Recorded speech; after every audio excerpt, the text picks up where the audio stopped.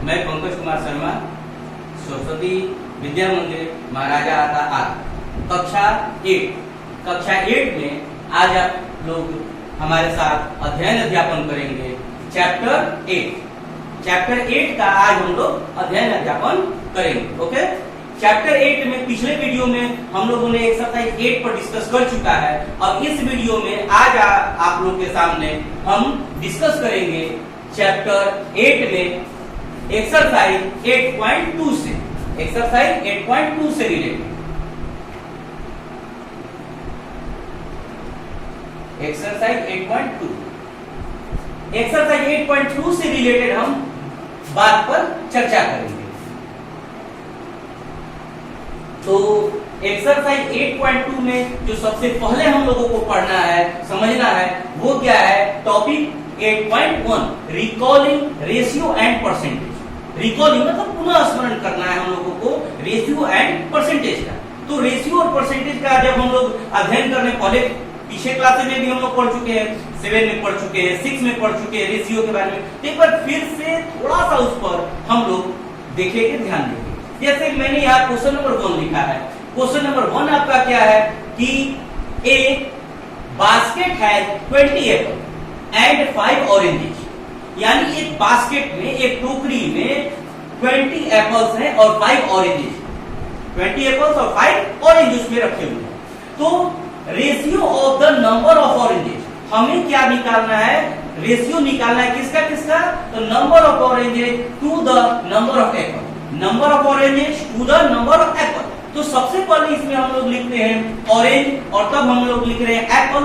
तो सबसे पहले हम लोग जो संख्या लिखेंगे, सबसे पहले किसका संख्या लिखेंगे? ऑरेंज का। तो ऑरेंज हमारे पास कितना है? 5। और उसके बाद एप्पल लिखेंगे तो एप्पल कितना है? 20 है। तो 5:20, ठीक है, 5:20। अब इसको हम लोग को सिंप्लीफाई करना है, स्टैंडर्ड फॉर्म में लिखना है। तो 5:20 पहले भी हम लोग जान चुके हैं, रेशियो मींस बाय 5/20। अब इसको हम लोग सिंप्लीफाई कर देंगे। तो 5 के टेबल से अगर हम इसे डिवाइड करते हैं तो 5 1 5 और 5 4 20, यानी 5 से हमने इन दोनों को सिंप्लीफाई कर दिया तो 1/4 बचा। तो अब हमारा रेशियो क्या है? 1:4 है। तो अगर कोई पूछे कि ratio of oranges to the ratio of apple, ratio of oranges to the number of apple के साथ क्या रेशियो है? तो बोलेंगे 1:4। तो ये हमारा हो गया रेशियो। इसी तरह से मान लीजिए कि कभी हो सकता है, क्वेश्चन पूछा जा सकता है कि पिताजी का इनकम, पिताजी किसी परिवार में अगर पिताजी और माताजी दोनों कमाते हैं, दोनों अर्न करते हैं, मान लीजिए पिताजी का इनकम है, अगर पिताजी का इनकम है अगर मान लीजिए कि 10,000 रुपीज, 10,000 है। पिताजी का इनकम रुपीज 10,000 है और माताजी का इनकम जो है रुपीज 8,000। माताजी का इनकम, माताजी भी कोई काम करती हैं तो उनका इनकम 8,000 है। पिताजी का इनकम 10,000, माताजी का इनकम 8,000। तो अगर कोई पूछे कि पिताजी और माताजी के इनकम में रेशियो क्या है, पिताजी और माताजी, father and mother, ratio of income in father to mother. तो अगर पहले फादर बोलेगा तो फादर का इनकम हो गया 10,000, तो लिखेंगे 10,000/8,000। अब इसको सिंप्लीफाई कर देंगे, जो हमारा आंसर आएगा वही हमारा जवाब होगा, पिताजी का इनकम रेशियो माताजी का। लेकिन ठीक इसको उल्टा करके अगर पूछ दे कि माँ के इनकम का और पिताजी के इनकम से रेशियो क्या है, तो सबसे पहले हम माँ का इनकम लिखेंगे और अपॉन पिताजी का इनकम लिखेंगे, उसको सिंप्लीफाई करेंगे, जो रेशियो आएगा तो उसको हम लोग बोलेंगे कि माँ का सैलरी जो है, माँ की इनकम जो है तो पिताजी के इनकम में जो रेशियो होगा वो आंसर उसका होगा। इस तरह से अगर कोई पूछे कि पिताजी का इनकम और टोटल परिवार की इनकम, यानी माताजी पिताजी, पिताजी का इनकम और टोटल परिवार का इनकम यानी माताजी पिताजी का रेशियो क्या होगा? तो पिताजी का इनकम जो होगा हम ऊपर में लिखेंगे, पिताजी का जो इनकम होगा वो हम ऊपर में लिखेंगे और नीचे में क्या लिखेंगे? परिवार का टोटल इनकम। तो परिवार का टोटल इनकम कितना होगा? 10 और 8 18 आ जाए। तो इस तरह से हम लोग डिफरेंट जैसे क्वेश्चन पूछे जाएंगे उसका हम लोग उस तरह से जवाब देंगे। ये हम लोग 8.1 में भी देख चुके हैं। अब हम लोगों को जो देखना है आगे इस पर, अब यहाँ पर नेक्स्ट क्वेश्चन हम दिए हैं रेशियो एंड परसेंटेज। तो सबसे पहला क्वेश्चन हो गया रेशियो से और दूसरा क्वेश्चन हमारा परसेंटेज से।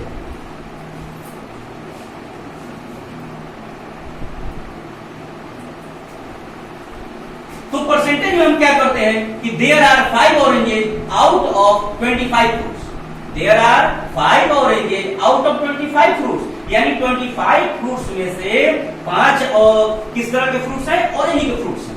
तो हमको परसेंटेज निकालना है ऑरेंज का, पूरे फ्रूट्स में परसेंटेज किसका निकालना है, ऑरेंज का। तब हम क्या करेंगे, उस परसेंटेज को निकालने के लिए हम जिसका परसेंटेज निकालना है, जैसे हमको निकालना है किसका, परसेंटेज ऑफ ऑरेंज, तो परसेंटेज ऑफ ऑरेंज अगर निकाल रहे हैं तो ऑरेंज की संख्या, ऑरेंज की कितना है 5 ऊपर में लिखेंगे, उसके बाद नीचे में क्या लिखेंगे, टोटल, नीचे में क्या लिखेंगे, टोटल फ्रूट्स, तो टोटल फ्रूट्स हमारे कितने हैं 25, और इसका हमको परसेंटेज निकालना है, तो परसेंटेज परसेंट, परसेंटेज का मतलब क्या होता है, परसेंट, यानी प्रत्येक 100, हिंदी में हो गया प्रत्येक 100 और इंग्लिश में हो गया परसेंट, पर मतलब प्रत्येक, सेंट मतलब सैकड़ा, 100, प्रत्येक 100। तो यहाँ पर हम परसेंटेज निकालने की क्या करेंगे, इनटू 100 से ऊपर और 100 से नीचे, दोनों तरफ हम मल्टीप्लाई कर रहे हैं, ध्यान से देखिएगा, 5/25 ऊपर भी 100 नीचे भी 100। अब देखिए यहाँ पर हमने क्या किया है, थोड़ा सा इसको मिटाकर फिर से आपको बता रहे हैं, जब इसको हम सॉल्व करेंगे तो ये 5 into 100 रह गया और नीचे हो गया 25। अब ये नीचे वाला जो है परसेंट, नीचे वाला जो है ये हो गया हमारा परसेंट। अब इसको हम सिंप्लीफाई कर देंगे, जो आएगा वो हमारा आंसर होगा। सिंप्लीफाई करेंगे तो 25 चौका 100, 25 का टेबल 4 बार पढ़ेंगे तो 100 आ जाएगा, 5 चौके 20, ये हमारा 20% हो गया। ठीक है, तो अभी हम लोगों ने देखा रेशियो देखा और परसेंट देखा। ठीक है, अब टॉपिक 8.2 में, 8.2 में टॉपिक क्या है, फाइंडिंग द इंक्रीज और डिक्रीज परसेंट, यानी इंक्रीज अगर कोई चीज कर रहा है तो उसका परसेंट क्या होगा, डिक्रीज कर रहा है तो उसका परसेंट क्या होगा, इंक्रीज का परसेंट और डिक्रीज का परसेंट कैसे हम लोगों को निकालना है, क्या करना है। ठीक है, तो इंक्रीज और डिक्रीज का परसेंट अगर हम निकाल रहे हैं तो इसके लिए हम क्या करेंगे, जैसे एक मान लीजिए कि इंक्रीज और डिक्रीज का परसेंट अगर निकालना है, मान लीजिए किसी जू में 100 व्यक्ति जाते हैं संडे को, 100 व्यक्ति जाते हैं संडे को, 100 व्यक्ति जा रहे हैं किसी जू में, और उसके बाद मंडे को जा रहे हैं 25 व्यक्ति, मंडे को 25 व्यक्ति जा रहे हैं, तो यहाँ डिक्रीज हुआ कि इंक्रीज, संडे को 100 व्यक्ति जा रहे हैं, मंडे को 25 व्यक्ति जा रहे हैं, तो निश्चित है कि यहाँ डिक्रीज हो रहा है, घट रहा है। तो यहाँ अगर बोल देगा कितना डिक्रीज हुआ, कितना डिक्रीज हुआ, तो डिक्रीज हम लोग अगर निकालेंगे तो क्या करेंगे, 100 में से 25 को सब्ट्रैक्ट कर देंगे, तो हमारा आ जाएगा कितना 75, यानी 75 डिक्रीज हुआ। अब यही अगर डिक्रीज का परसेंट निकालना होगा, डिक्रीज का परसेंट निकालना होगा, तो डिक्रीज का percent, percentage of decrease, decrease का परसेंट, जिसका परसेंट निकालना है उसको हम लोग क्या करते हैं ऊपर, डिक्रीज का परसेंट निकाला तो डिक्रीज को हमने ऊपर में लिखा, और जिससे उसको रिलेट करते हैं, जिससे उसकी तुलना करते हैं, तो तुलना किससे कर रहे हैं, संडे से कर रहे हैं, तो संडे की जो संख्या हुई वो नीचे, और तब क्या करते हैं इंटू 100%, इस तरह से हम लोग क्या करते हैं उसको निकालते हैं। सेम उसी तरह से मान लीजिए कि यहां पर हम लोग निकाल रहे हैं कि the price of scooter was 34,000, किसी स्कूटर का प्राइस 34,000, किसी स्कूटर का प्राइस 34,000 है लास्ट ईयर। ठीक है, last year it had increase by 20%, उसमें 20% की वृद्धि हो गई, उसके प्राइस में 20% की वृद्धि हो गई, इंक्रीज कर गया। This year what is the price now, अब उसका प्राइस क्या है, फिर से ध्यान देंगे कि किसी स्कूटर का प्राइस लास्ट ईयर 34,000 था और उसका जो प्राइस है वो 20% इस साल बढ़ गया, इंक्रीज कर गया, तो what is the price now, इस समय उसका प्राइस क्या हो। यहाँ पर भी डिक्रीज और इंक्रीज से रिलेटेड है, इस प्रश्न में इंक्रीज से रिलेटेड है, तो इंक्रीज से रिलेटेड है, तो इसको हम लोग ने यहाँ पर देखिए 3 मेथड आपके सामने हम रखे, 3 मेथड है, हम लोग तीनों मेथड से, कोई और भी कोई, मैथ तो मालूम है बहुत सारे मेथड्स होते हैं, मैथ के लिए यही बात है कि मैथ को कोई एक नियम से नहीं बांध सकते हैं, मैथ को हमें कोई नियम से, नियम कहने का मतलब वैसा नियम नहीं, मैथ तो रूल से ही बनते हैं, नियम से ही बनते हैं, यानी अगर हम कहते हैं कि मैथ इसी नियम से बनता है तो ये गलत होगा, ये सरासर गलत होगा कि मैथ को हम एक नियम से कहते हैं कि इस नियम के अलावा मैथ नहीं बन सकता, मैथ बहुत सारे नियम से बन सकते हैं। आजकल नए नए आप लोग जैसे बच्चे होते हैं डिफरेंट रूल्स इंक्रीज कर रहे हैं, डिफरेंट रूल्स आ रहे हैं, टीचर्स हम लोग छोटे से सिंपली से रूल दिए, आप लोग उसमें अपना भी दिमाग लगाकर काफी अच्छा रूल सारा, बहुत सारे अच्छे बच्चे हैं, बहुत सारे ऐसे बच्चे हैं जो डिफरेंट रूल्स बना रहे हैं। अब हमें उनको सीधे काट नहीं देना है, भाई बच्चा रूल्स बनाया है, बना रहा है हिसाब, तो उसको हमको देखना है कि बच्चे ने जो बनाया है, भैया बहन ने जो बनाया है, कितना हद तक सही बनाया है, कहाँ गलत है उसको बताना है हमको। ठीक है, हमने भी यहाँ पर 3 रूल्स आपके सामने दिया है। और एक चीज और, हम लोग मैथ को किसी एक क्लास से भी नहीं बांध सकते हैं। जैसे ये मान लीजिए कि ये 8th क्लास में पढ़ने वाला है, 8th क्लास में पढ़ा है, क्योंकि परसेंटेज रेशियो तो हम छोटे क्लास में भी पढ़ चुके हैं, छठा में भी पढ़ चुके हैं। लेकिन अगर हम अपना सोच संकीर्ण कर लें, हम ये जान लेंगे कि ये 5वां क्लास में मैथ पढ़ना था, ये छठा क्लास में मैथ पढ़ना था, इसको ऊपर नहीं पढ़ना है, तब हमारा सोच संकीर्ण हो जाएगा और हम आगे नहीं बढ़ पाएंगे। ये जो मैथ हम जान चुके, वो क्या हुआ, वो जानने का स्टेज हुआ। आज हम वो मैथ जान गए, लेकिन उसका प्रयोग लगातार आगे बढ़ता जाएगा। नेक्स्ट क्लासेज में हम 5वां से छठा में जा रहे, वहां पर भी उसका उपयोग हो सकता है, 7वां में हो सकता है, 8वां में, 9वां में, 10वां में, इवन कि हमारे लाइफ में भी उसका उपयोग हो सकता है। इसलिए हम लोग उसको एक क्राइटेरिया में नहीं मान सकते हैं कि सिर्फ ये क्लास 8 से रिलेटेड है, सिर्फ ये क्लास 7 से रिलेटेड है। ये सारे जो है हमारी जनरल लाइफ से भी रिलेटेड हो सकते हैं।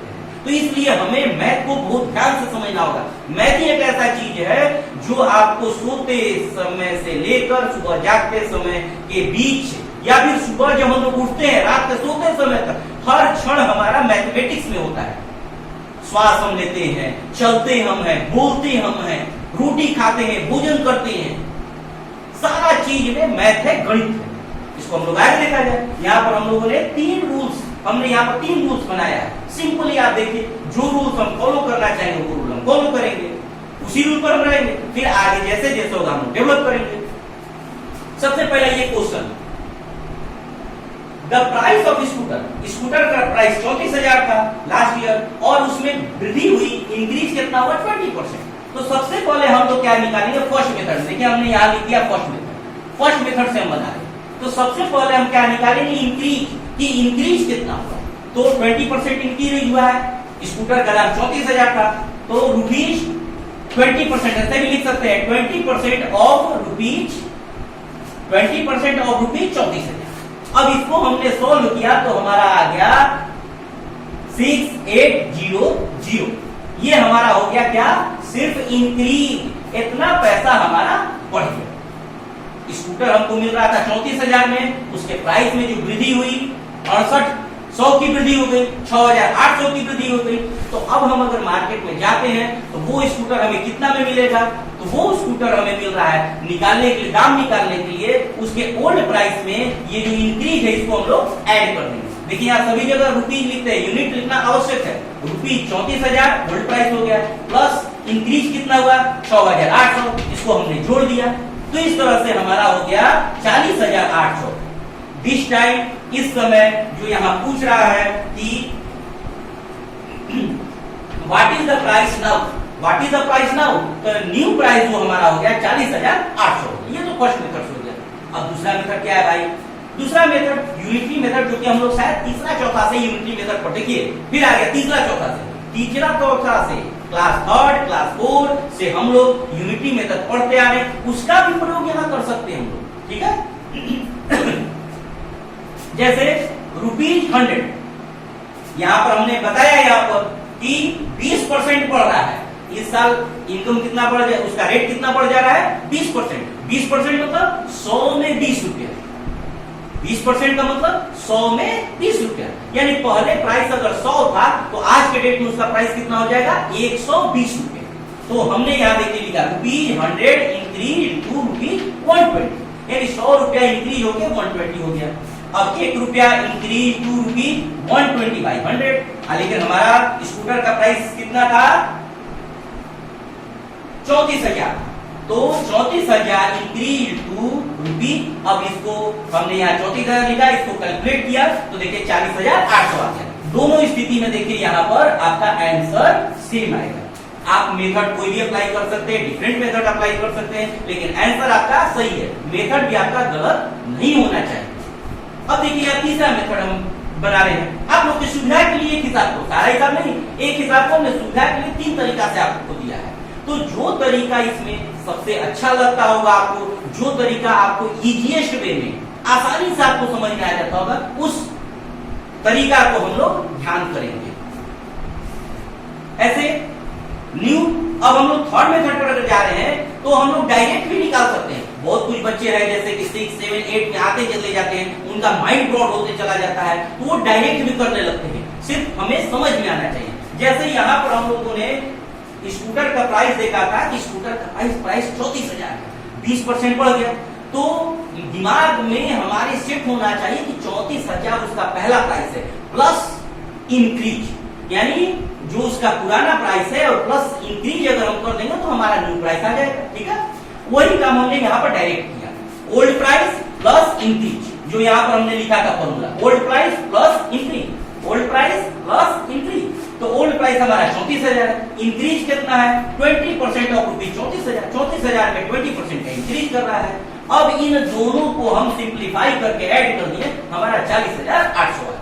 तो इस तरह से हम लोग क्या कर सकते हैं, 3 तरीका हमने यहाँ पर आपको दिया है, ये तीनों में से जो तरीका आपको अच्छा लगेगा आप उसी तरीका से मैथ बनाइएगा। ओके, अब जो हमारा एक बीच में टॉपिक 8.3 है, टॉपिक 8.3 है, उसको हम लोग नेक्स्ट वीडियो में देखेंगे। सबसे पहले हम लोग 8.4 को एक्सरसाइज में अगर हम लोग चल रहे हैं, तो जैसे एक्सरसाइज में अगर हम लोग चलते हैं तो 8.4 जो है हमारा वो है टॉपिक 8.4, एक्सरसाइज 8.2 में अगर हम चलते हैं तो उसमें जो अभी तक हम लोगों ने डिस्कस किया उसके बाद हमारा आता है प्रॉफिट लॉस से, प्रॉफिट और लॉस से रिलेटेड है। तो सबसे पहले हम लोग जो टॉपिक 8.4 है उस पर डिस्कस करेंगे, prices related to buying and selling, prices related to buying and selling, buying मतलब खरीदना, सेलिंग मतलब बेचना, यानी सेल और खरीद से जो प्राइस रिलेटेड है उसको हम लोग इस पर डिस्कस करेंगे, जिसको कि हम लोग कह रहे हैं प्रॉफिट एंड लॉस।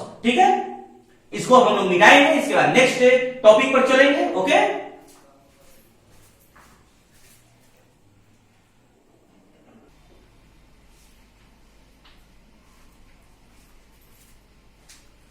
अब देखिए हम लोग जो नेक्स्ट टॉपिक पर डिस्कस कर रहे हैं वो टॉपिक हमारा है 8.4 topic, prices related to buying and selling, buying and selling यानी खरीदना एंड बेचना, खरीदना और बेचना, बाई करना और सेल करना। तो इसमें निश्चित है कि बाई कोई चीज हम खरीदते हैं और जब उसको सेल करते हैं तो हमें प्रॉफिट होता है या लॉस होता है या नो प्रॉफिट नो लॉस भी हो सकता है। तो सबसे पहले हम लोग यहाँ पर डिस्कस करेंगे प्रॉफिट और लॉस पर, तब उसके बाद फिर डिस्कस करेंगे नेक्स्ट वीडियो में या नेक्स्ट क्लास में नो प्रॉफिट नो लॉस। तो सबसे पहले अगर हम हमारे ध्यान में अगर बात आती है कि कॉस्ट प्राइस, जिस प्राइस पर the price at which we purchase anything is called cost price of that thing, यानी जिस मूल्य पर, जिस दाम पर हम किसी वस्तु को खरीदते हैं उस वस्तु का उसको हम कॉस्ट प्राइस कहते हैं। And the price at which we sell that object is called selling price, और जिस प्राइस पर, जिस मूल्य पर, जिस दाम पर हम किसी वस्तु को बेचते हैं उसे हम लोग क्या कहते हैं, सेलिंग प्राइस। ठीक है, अब जैसे सेलिंग प्राइस बड़ा हो सकता है, अधिक हो सकता है, कम हो सकता है, तो यहां पर एक कंडीशन हम दे रहे हैं कि प्रॉफिट, प्रॉफिट गेन भी कह सकते हैं, प्रॉफिट भी कह सकते हैं। Profit when SP greater than CP, SP greater than CP यानी एसपी जब बड़ा होगा, एसपी बड़ा होगा मतलब सेलिंग प्राइस बड़ा होगा, सेलिंग प्राइस अधिक होगा। ठीक है, तो सेलिंग प्राइस अगर अधिक होगा और कॉस्ट प्राइस जिस पर हम खरीदे हैं वो कम होगा तो निश्चित रूप से हमको प्रॉफिट होगा। यानी कहने का मतलब कि जैसे मान लीजिए कि कोई चीज हम 15 रुपया में खरीद रहे हैं, कोई चीज हम 15 रुपया में खरीद रहे हैं और उसको 20 रुपया में बेच रहे हैं, 15 रुपया में खरीद रहे हैं 20 रुपया में बेच रहे हैं, मतलब कम में खरीद रहे हैं और ज्यादा में बेच रहे हैं, तो निश्चित है कि हमें क्या होगा, प्रॉफिट होगा या फिर गेन होगा। तो प्रॉफिट जैसे हम निकाल रहे हैं तो profit equal to SP minus CP, क्योंकि एसपी बड़ा है तो एसपी माइनस सीपी। जैसे मान लीजिए कि अभी हमने बोला कि एसपी कोई चीज हम लोग खरीद रहे हैं, सेल कर रहे हैं, सीपी कोई चीज खरीद रहे हैं, खरीदे हम सीपी यानी किसी चीज को खरीदे हम मान लीजिए कि 15 रुपया, रुपीज 15 में खरीदे और उसको जब हम बेच रहे हैं तो रुपीज 20 में हमने उसको बेच दिया।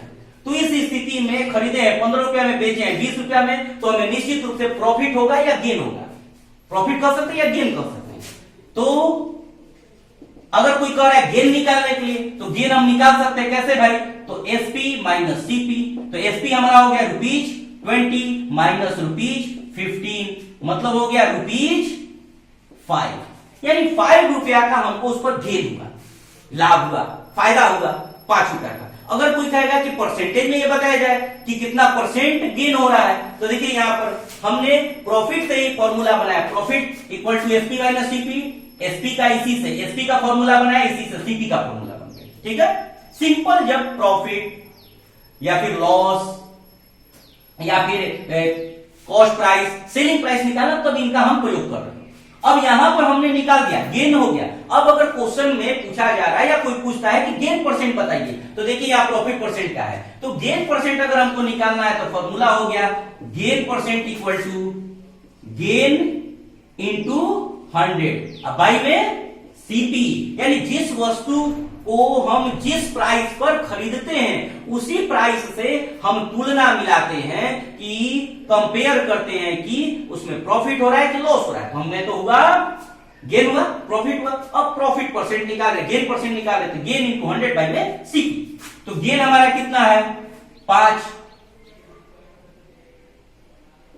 तो 5 इंटू 100 बाई में सीपी, सीपी हमारा कितना में खरीदे थे, तो 15 में खरीदे थे, ये हो गया हमारा परसेंटेज, यानी गेन हुआ 5 गुना 100 बटा में 15। अब इसको हम सॉल्व कर सकते हैं, तो 5 तिहाई 15 मतलब 100, इसको मिटा देते हैं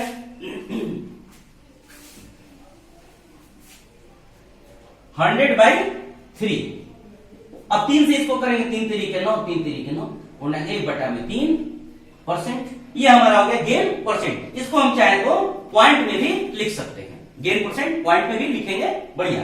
अच्छा तो ये सिंपल हमारा हो गया। ठीक है, अब हम लोग नेक्स्ट चर्चा कर रहे हैं, इसको मिटा दे रहे हैं। ठीक है, आप लोग वीडियो को पॉज करके इसको उतार भी सकते हैं।